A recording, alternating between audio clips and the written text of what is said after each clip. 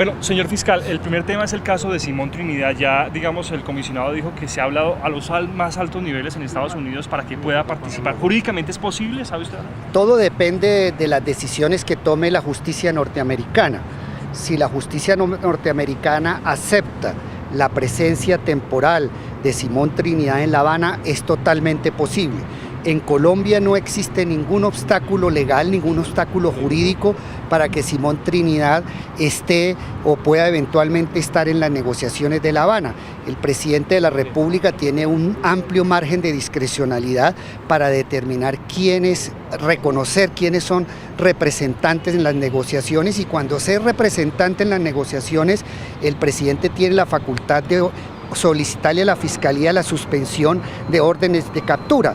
Es decir, en el derecho interno colombiano no hay ningún obstáculo jurídico para que Simón Trinidad esté eventualmente en La Habana, porque hay mecanismos para suspender las órdenes de captura que existen en su contra en el derecho interno colombiano. Pero la decisión final indiscutiblemente le corresponde a la justicia norteamericana, pues ese es un problema ya de alto estado entre el gobierno colombiano y el gobierno norteamericano, y fundamentalmente va a depender de la autonomía de los jueces norteamericanos. ¿Usted podría mediar? De poderes y constituyente, para usted, ¿qué opción es la más positiva en ese caso para usted? Nosotros hemos planteado con la Comisión Interinstitucional la posibilidad de una asamblea constituyente limitada.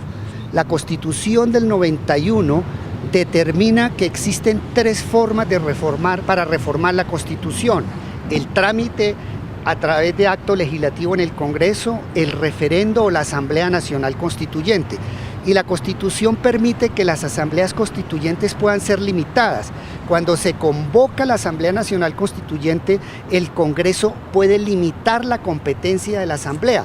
Luego aquí no hay ningún riesgo de desbordamiento, no hay ningún salto al vacío, porque si la competencia de la Constituyente está limitada, cualquier desbordamiento, cualquier exceso de la Asamblea, pues puede ser declarada inconstitucional por la Corte Constitucional, que tiene toda la legitimidad para hacer el control de los actos constituyentes. ¿Cuál es la decisión que se ha adoptado en el caso de Luis Alfonso Hoyos? ¿Solicitud de imputación, incluso orden de captura? Sí, hoy hemos tomado la decisión de formular audiencia de imputación contra Luis Alfonso Hoyos por los temas relacionados con el hacker. Esta solicitud se va a formalizar el día martes ante los jueces de control de garantías, y además la Fiscalía General de la Nación va a solicitarle a un juez que dicte medidas de aseguramiento de detención preventiva y que se libren las órdenes de captura internacionales. Todo esto está sujeto pues a la decisión de un juez de la República, pero es la decisión que ha tomado la Fiscalía General de la Nación. Fiscal, en el tema de David Zuluaga, inclusive Oscar Iván Zuluaga,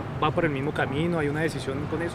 Por ahora estamos en la fase de Luis Alfonso Hoyos. Terminamos la primera fase, que fue propiamente la condena del hacker. El hacker fue condenado a 10 años por espionaje, por injerencia indebida en computadores, en software, intervención ilícita en comunicaciones privadas, entre otros delitos. Terminamos esa fase y ahora, a partir de la colaboración de él y de otras evidencias, iniciamos la fase frente a establecer las eventuales responsabilidades de Luis Alfonso Hoyos. Terminada la fase de Luis Alfonso Hoyos, pues nos ocuparemos con más detenimiento de la situación del candidato Zuluaga y de su hijo, pero por ahora la Fiscalía se va a concentrar en el tema de Luis Alfonso Hoyos. ¿Qué concepto le merece a usted lo dicho por el doctor Penagos, la propuesta del doctor Penagos?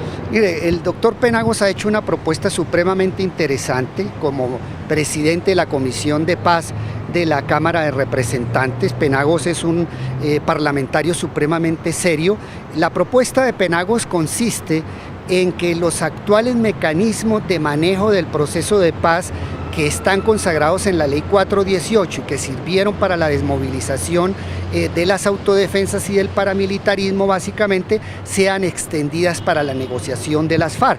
Es una propuesta que hay que mirar con toda seriedad, una propuesta audaz, y no la podemos descartar. Tendremos que hacer un estudio muy serio para determinar si todo el marco de justicia transicional que está diseñado en la Constitución y las necesidades de los acuerdos de paz en La Habana podrían o no manejarse con estos instrumentos, que desde luego son instrumentos importantes, pero tienen serias deficiencias a la hora del manejo de paz. Tendrían que hacerse correctivos muy importantes a esa ley 418 para que sirviera de instrumento en las negociaciones con las FARC. ¿Qué decirle aquello que digamos, usted se extralimita? ¿Qué comentario al respecto?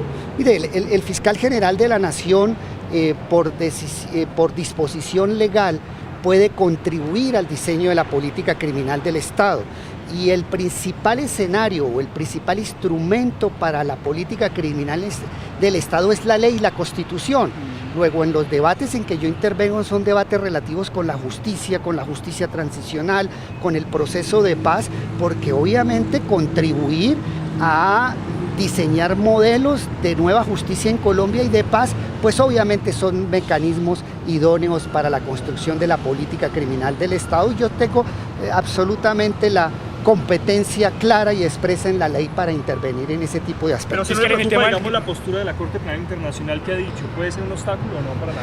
Mire, el vicefiscal de la Corte Penal Internacional, en una entrevista que tuve con él en el día de ayer, claramente me expresó que la Corte Penal Internacional, que la Fiscalía de la Corte Penal Internacional no va a ser un obstáculo para el proceso de paz. La Fiscalía de la Corte Penal Internacional no tiene objeciones frente al marco de justicia transicional en lo que se refiere a que las investigaciones deben centrarse en máximos responsables, a que solo se investiguen los delitos más graves, es decir, los delitos de competencia de la Corte Penal Internacional. El punto central de discusión está en si una vez condenados pueden existir penas alternativas distintas a la privación de la libertad. La Fiscalía considera que tiene que existir un mínimo de privación de la libertad, pero yo vi al vicefiscal de la Corte Penal Internacional muy abierto a mirar cuáles serían esos diseños de penas alternativas, y un poco creo la posición final de la Corte Penal Internacional de intervenir o no en Colombia frente al proceso de paz va a depender finalmente de cómo queden diseñadas las penas alternativas a la privación de la libertad para graves violaciones a los derechos Fiscal, humanos. en el tema de María del Pilar Hurtado se va a hacer el traslado a una guarnición militar y avanza la investigación, inclusive se anuncian los posibles resultados con la concursa de copias de la Corte Suprema a unos exfuncionarios de Casa de Nariño. En el día de hoy, en cumplimiento de la decisión de condena de la Corte Suprema de Justicia, María del Pilar Hurtado va a ser trasladada a una guarnición militar, una guarnición de policía.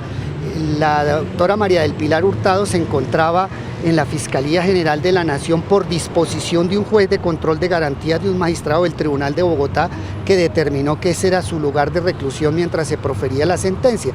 Proferida la sentencia, la Corte Suprema ordenó que el establecimiento para cumplir la pena debe ser un establecimiento militar o de policía, y por esa razón hoy va a ser trasladada a uno de estos establecimientos, y el lugar definitivo pues lo definirá, lo tendrá que decir el IMPEC. ¿Y las decisiones contra altos funcionarios del gobierno de Uribe?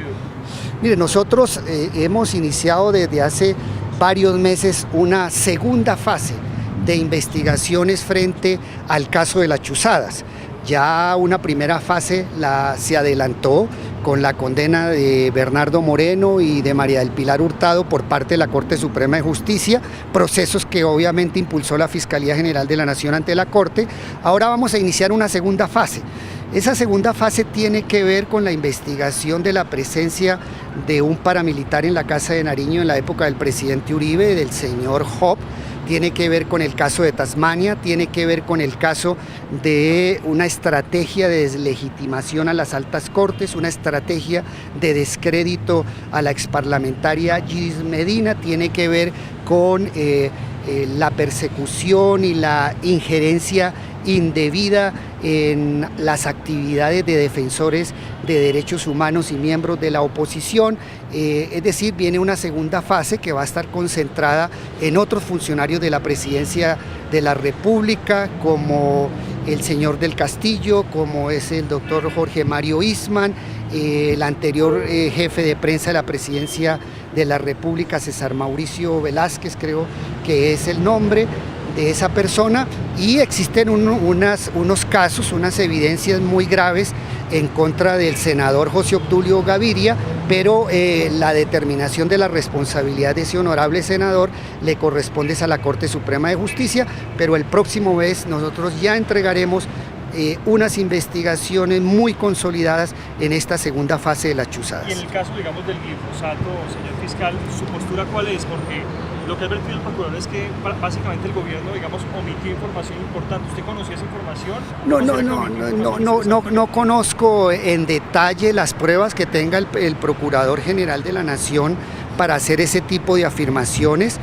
Mañana va a existir una reunión de alto nivel en el Ministerio de Justicia para tomar la determinación de si se suspende o no la aspersión con glifosato. Yo he anunciado mi voto favorable a la suspensión de la fumigación, porque considero que la utilización de esta sustancia química puede ocasionar graves daños a la vida y a la integridad de los colombianos, y cuando hay que elegir entre la vida y la seguridad, desde luego hay que escoger por la vida.